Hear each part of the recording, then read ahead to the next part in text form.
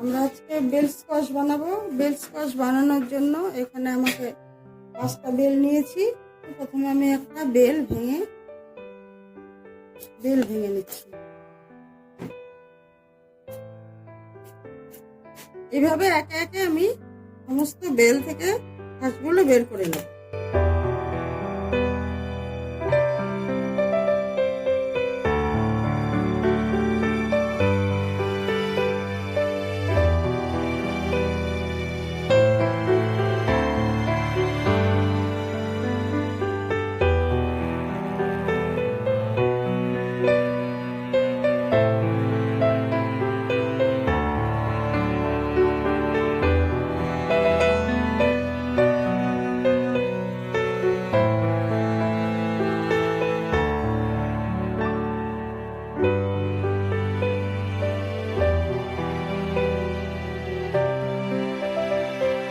গামলার মধ্যে 1 লিটার জল দিয়ে দেব।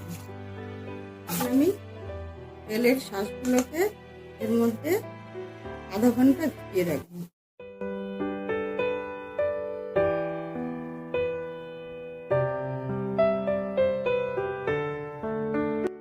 আধা ঘন্টা পরে আমি ঢাকনাটা খুলে নিলাম। নিয়ে এখন আমি বেলগুলোকে এইভাবে চটকে নেব।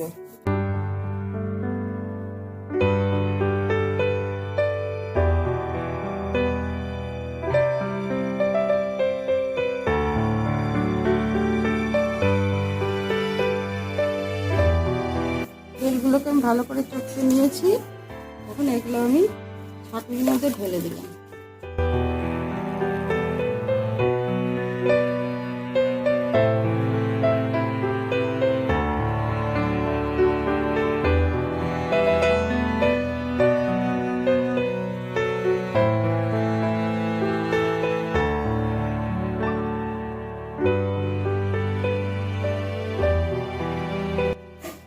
এখন আমার পাল্পগুলো বের করে নেওয়া হয়ে গেছে।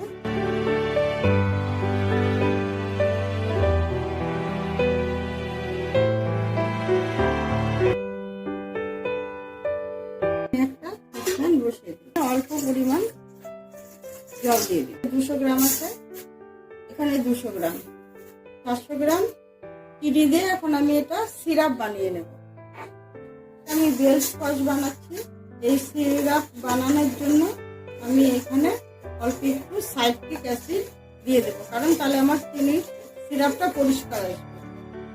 এখন চিনির সিরাপটা আমার হয়ে গেছে। যতক্ষণ না চিনির সিরাপটা ঠান্ডা হচ্ছে তারপরে আমরা ফিরে আসবো। ঠান্ডা হলে আমরা আবার ফিরে আসবো। এর মধ্যে এখন আমি 4 লিটার জল অ্যাড করবো।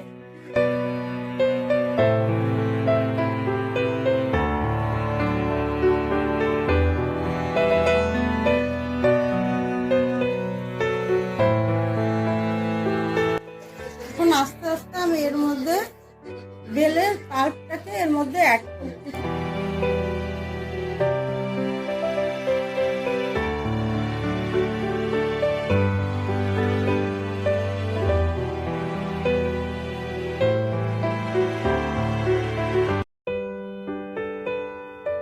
এর মধ্যে ফুড কালার, পরিমাণ মতো ফুড কালার ইউজ করছি।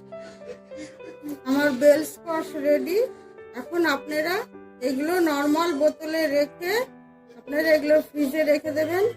যখন লোকজন আসবে বা নিজেরা খাবেন, 1 ভাগ বেল স্কোয়াশ আর 3 ভাগ জল মিশিয়ে দেবেন।